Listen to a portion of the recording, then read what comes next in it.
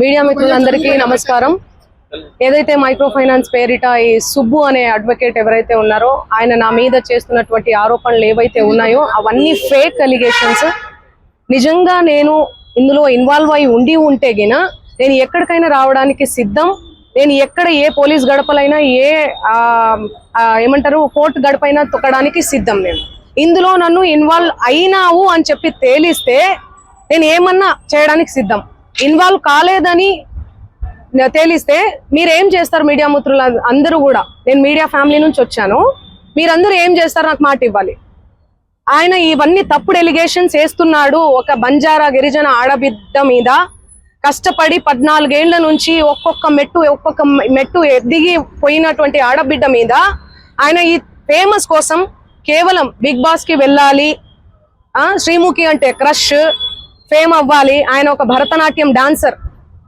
So ఆ dance అవన్నీ నేర్చుకొని ఉన్నాడు కాబట్టి ఆయనకి సినిమా పిచ్చి ఎక్కువ, సినిమాల మీద మక్కువ ఎక్కువ.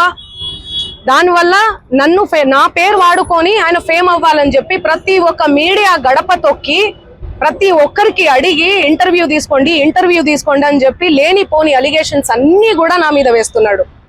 నిజంగా ఆ బాధితుల్ని చూస్తుంటే నాకే చాలా చాలా బాధ అనిపిస్తుంది. నాకేం సంబంధం ఉంది?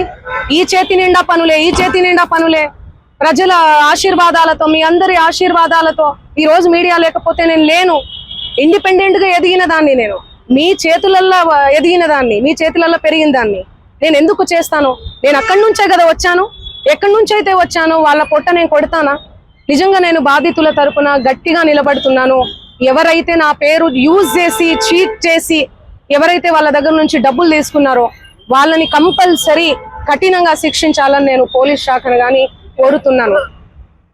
సో మిగతా వివరాలన్నీ కూడా మా లాయర్ గారు మాట్లాడతారు. సుబ్బు గారి మీద ఇచ్చాం. సుబ్బు సిగపోగు పూర్తి నేమ్ ఆయన పేరు. చూడండి, ఆయన పేరు మీద నేను కంప్లైంట్ ఇవ్వడానికి వచ్చాను. ఎక్స్టార్షన్ కంప్లైంట్ ఇచ్చాను ఆల్రెడీ. మేము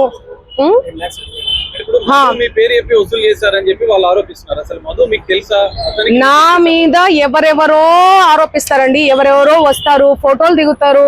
మీరు దిగరా? ఇంతకు ముందే దిగిర్రు. మీరు దిగరా? ఎవరి సెలబ్రిటీ స్టేటస్ లో ఉన్నాను నేను. సెలబ్రిటీగా ఏ రోజు ఫీల్ అవ్వలేదండి. సెలబ్రిటీగా నేను ఫీల్ అయ్యి ఉంటే ఈ రోజు ఈ 14 ఏళ్ల జర్నీ కొనసాగేది కాదు, ఎక్కడో ఆగిపోయేదాన్ని. ఎప్పుడైనా కూడా నేను ఎవరి ఇంట్లో పడితే వాళ్ళ ఇంట్లో పోయి అన్నం తినేస్తా. సొంత చెల్లెలాగా, సొంత అన్నలాగా, అన్న చెల్లి తప్ప, అన్న తమ్ముడు తప్ప వేరే సంబోధన కూడా ఉండదు నా నోట్లకెళ్ళి. సో ఎందుకు ఇంతలా బదనాం చేస్తున్నారో నాకు అసలు ఏం అర్థం కావట్లేదు. ఎంతో మంది నాతో ఫోటోలు దిగుతుంటారు, ఎంతో మంది ఇంటికి పోయి భోజనం చేస్తుంటాను. అదే చెప్తున్నా, ఫేక్ ఎలిగేషన్స్ అని చెప్తున్నా నేను. అందుకే కేసు పెట్టాం మేము. ఎలా ఇస్తా? ఆయన రివర్స్ అంటున్నాడు. ఆయనే డబ్బులు ఇస్తే నేను నీ పేరు దేను ఇండ్లకెళ్ళి నన్ను డిమాండ్ చేశాడు. మీరు ఇండ్ల పేరు ఉండకూడదు మీది అంటే మీరు పైసలు ఇవ్వాలి నాకు. ఆయన పైసలు ఇవ్వాలనే కదా ఇదంతా చేస్తున్నాడు. మీకు అర్థం కావట్లేదా? అందుకే మేము డిఫమేషన్ కేసు పెట్టినాం. ఎందుకు సంబంధిస్తారండి? ఎవరెవరో వస్తారు, ఆమె మాకు తెలుసు, ఇదిగో నేను ఫోన్ చేస్తాను, ఇదిగో మాట్లాడు. ఫోన్ చేస్తే ఎక్కడున్నావు అని అడిగితే నేను మంగ్లీ మేడం వాళ్ళ గృహప్రవేశంలో ఉన్నాను అని చెప్పాడు. సోషల్ మీడియాలో 2 ఫోటోలు కూడా, 2 ఫోటోలు ఇవన్నీ చూసేసి వీళ్ళు మంగ్లీ మేడం వాళ్ళ చెల్లెలు, ఈవిడ ఆ చెల్లెలు అందరికీ చెప్పింది మా అక్క మంగ్లీ అని. లేకపోతే వాళ్ళకి ఎలా తెలుస్తుంది? మంగ్లీ అనే మాట వాళ్ళకి ఎలా తెలుస్తుంది? అందుకోసం ఏంటి అంటే వీళ్ళు పెట్టారు.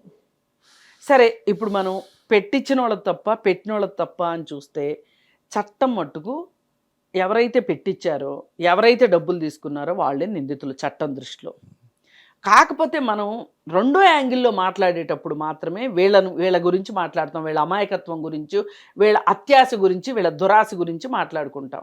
ఎవరైనా సరే 10 రూపాయలు వడ్డీ ఇస్తారు అంటే ఎట్లా అండి నమ్మేది?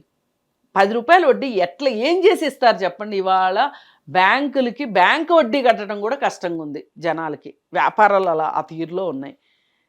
వాళ్ళు ఏవో సిమెంట్ ఫ్యాక్టరీలు పెడతామన్నారంట, ఏదో రియల్ ఎస్టేట్ వెంచర్ అన్నారంట, అదన్నారు ఇదన్నారు, ఏవేవో 5-6 రకాల ప్లాన్స్ చెప్పి వీళ్ళకి బ్రోచర్లు కొట్టించి ఇంకేముంది అరచేతిలో వైకుంఠం చూపించారు. మేడం మీరు 2 యాంగిల్స్ అన్నారు కదా, ఇంకో 3 యాంగిల్ ఉంది మేడం. ఇలాంటి నేచర్ ఆఫ్ క్రైమ్స్ని ఎప్పుడు డాట్ బై డాట్ కనెక్ట్ చేసి చూసినా సరే కంపల్సరీ ఒక సెలబ్రిటీ ఉంటారు మేడం. అవును. అది రియల్ ఎస్టేట్ అయి ఉండొచ్చు, ఆన్లైన్ బెట్టింగ్ యాప్స్ అయి ఉండొచ్చు, ఇప్పుడు తాజాగా మంగ్లీ అండ్ ఈ హైకోర్టు లాయర్ సుబ్బు సింగనపోగు గారి ఉదంతం అయి ఉండొచ్చు. కంపల్సరీ ఉంటారు. బయట మనం ఒక సోప్ కొన్నా కానీ పలానా హీరోయిన్ వాడుతుంది, పలానా బైక్ కొంటే పలానా హీరో నడిపాడని ఉద్దేశంతో వాళ్ళ ఫేస్ వాల్యూని మనం నమ్మే కదా మేడం తీసుకుంటాం. ఇందాక మీరు కూడా అన్నారు, మా దగ్గర పనిచేసేవాడు సడన్గా మానేశాడు, ఇప్పుడు అక్కడెక్కడో ఉన్నాడు, పక్కన ఇంకో సెలబ్రిటీ ఉన్నారు, నమ్మకం ఏర్పడింది కదా. నమ్మకం ఏర్పడింది. అవును అవును. సో ఈ సెలబ్రిటీస్ అనేవాళ్ళు అంటే ఇప్పుడు సెలబ్రిటీస్ బాధ్యత ఉండాలి వాళ్ళకి. ఇప్పుడు మనల్ని ఉపయోగించుకొని వేరే వాళ్ళు మోసం చేస్తున్నారా అని వీళ్ళు కొంచెం చూసుకోవాలి. ముందు చూసుకోకపోయినా ఏదైనా స్మెల్ వచ్చినప్పుడైనా అర్థం చేసుకోవాలి. ఇప్పుడు ఈమెకి లాస్ట్ ఇయర్ ఈ కేసు వచ్చింది. ఈ కేసు లాస్ట్ ఇయర్ పడింది. ఈ బాధితులందరూ కేసు వేసింది లాస్ట్ ఇయర్ వెలుగులోకి వచ్చింది. ఇప్పుడు సీరియస్ అయింది ఇది మ్యాటర్. సుబ్బు టేకప్ చేసిన తర్వాత సీరియస్ అయింది. ఒక హైకోర్టు అడ్వకేట్ కి ఎలా అయిందంటే మన పరిస్థితి ఏంటి అందరూ బయటకు వచ్చి ఆయన ఏం పెట్టలేదు డబ్బులు, ఆయన బాధితుల తరఫునే కేసేశాడు. ఆ సుబ్బు ఆయన కూడా సొంతంగా పోయాయంట మేడం. ఎందుకంటే ఒక డైరెక్టర్ పేరు వేణుడుగుల గారి పేరు చెప్పారు, తర్వాత ఆయన క్లారిఫై చేశారు, లేదు నాకు హెల్ప్ చేశారు, ప్రాణ నష్టం వరకు వచ్చింది, ఆ పెద్ద సెంట్రల్ మినిస్టర్ తెలుసు అని చెప్పేసి ఫోన్లు చేసి వార్నింగ్ ఇప్పించారు. ఈ కేసులో నువ్వు ఎక్కువ మాట్లాడుతున్నావు, నువ్వు మాట్లాడొద్దు అని చెప్పి సెంట్రల్ మినిస్టర్ నుంచి ఫోన్ వచ్చింది, ఒక మాజీ ఎమ్మెల్యే నుంచి ఫోన్ వచ్చిందని చెప్తున్నాడు ఇతను. అంటే ఈ బాధితుల తరఫున ఇతను కేసు వేసాడు కదా. సోమాజిగూడ ప్రెస్ క్లబ్ లో వీళ్ళు ప్రెస్ మీట్ కూడా పెట్టారు. అప్పుడు ఏంటి అంటే ఈ బాధితులందరికీ వెనకమాల సుబ్బు ఉన్నాడనేది తెలిసి ఆవిడ వేణు ఉడుగులని హెల్ప్ అడిగింది. నీకు సుబ్బు తెలుసు కదా, ఈ సుబ్బునే ఉన్నాడు ఈ వెనక మొత్తానికి, నువ్వు కొంచెం సుబ్బుతో మాట్లాడి అతను కొంచెం స్లో అవ్వమని చెప్పి అడగమని చెప్పింది ఆవిడ. అంటే ఏదో రికమెండేషన్ అడిగింది. అడిగితే సరే నేను పిలిచి మాట్లాడతాను అని చెప్పి, ఆయన చాలా పెద్ద మనిషి, వేణు ఉడుగులు ఆషామాషి మనిషి కాదు. ఆయన ఏం చెప్పాడు అంటే ఇక్కడ ఎవరూ బాధపడాల్సిన పని లేదు, ఎవరు ఇక్కడ కూర్చుని మనకెవరికి నష్టం లేదు, నష్టం జరిగిందంతా బాధితులకి.